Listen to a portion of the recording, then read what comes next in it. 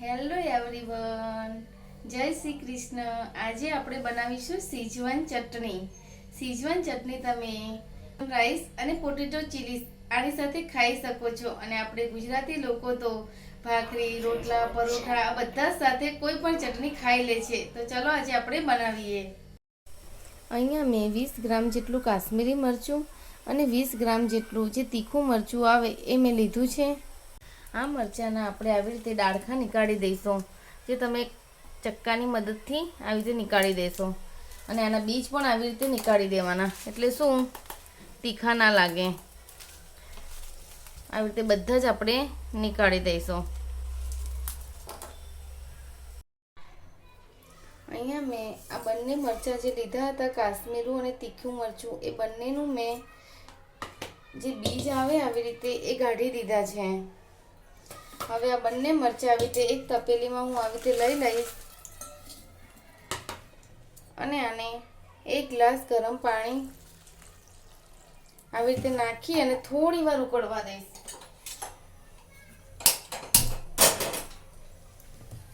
મેં પાણી થોડું ગરમ જ લીધું હતું અને આને થોડી વાર માટે આવી રીતે મેં બીજો બી અડધો ગ્લાસ નાખ્યો છે, એટલે 1.5 ગ્લાસ પાણી લીધું છે. અને આને થોડી વાર ઉકળવા દઈશું.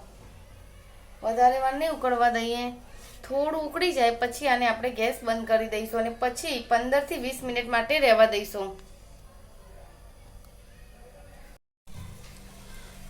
આ છે મરચાં જે મેં આવી રીતે ગરમ પાણીમાં મૂક્યા હતા. જો આવી રીતે એકદમ ગરમ થઈ અને જે ઉભરો આવે છે એ ઊંચે સુધી આવે ને મરચાં પણ ઘણા ફૂલી ગયા છે, દેખી શકો છો તમે. આવી રીતે થાય એટલે ગેસની ફ્લેમ બંધ કરી દેવાની અને આવી રીતે ઢાંકી અને 15 થી 20 મિનિટ માટે મૂકી દેવાનું. અહીંયા 15 મિનિટ થઈ ગઈ છે અને આ મરચું છે, જે મરચાં મેં બંને ગરમ પાણીની અંદર કર્યા હતા, એ મસ્ત ફૂલીને સરસ થઈ ગયા છે. હવે આ મરચાંને આપણે મિક્સરમાં ગ્રાઇન્ડ કરી લઈશું. આ મરચું છે એ વધારે જ તીખું હોય છે, એટલે આને આવી રીતે ચીપિયાની મદદથી પાણી નિતારી અને આવી રીતે મિક્સરનું જે આની અંદર આવી રીતે મૂકી દઈશ અને પછી આને આપણે પીસી લઈશું. આને એકદમ ઝીણા કરીશું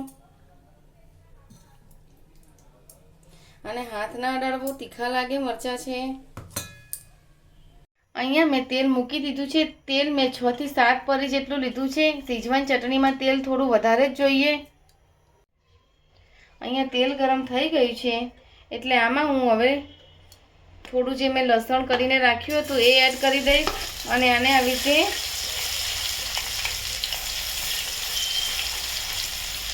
પછી આદું નાખી દઈશ.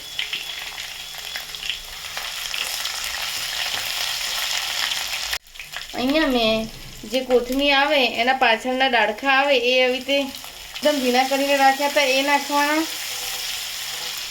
આ જે મેં લીલા મરચાં, લાલ મરચાં જે મેં કરીને રાખ્યા હતા એ આની અંદર મિક્સરમાં એકદમ ક્રશ કરીને રાખ્યા હતા, એ આમાં હવે હલાવી દઈશ. આમાં આપણે આ પાણી બી એડ કરી દઈશું અને આવી રીતે હલાવી દઈશું. આના જે છાંટા છે એ વધારે ઉડે એટલે આને થોડી થોડી વારે હલાવી અને ઢાંકી દેવાનું, એટલે શું કે છાંટા આપણા હાથ ઉપર ઉડે નહીં. તેલ અહીંયા છૂટું પડી જાય છે ચટણીમાંથી.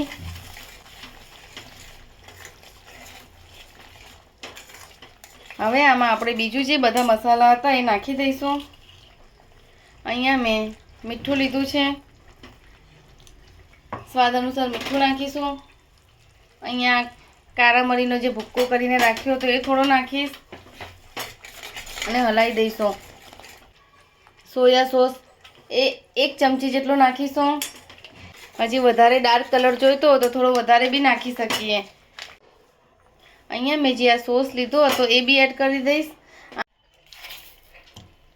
આમાં 2 ચમચી જેટલી ખાંડ નાખીશું, એટલે શું કે તીખાનું જે બેલેન્સ છે ને એ ખાંડના લીધે બન્યું રહે, વધારે પડતું તીખું ના લાગે.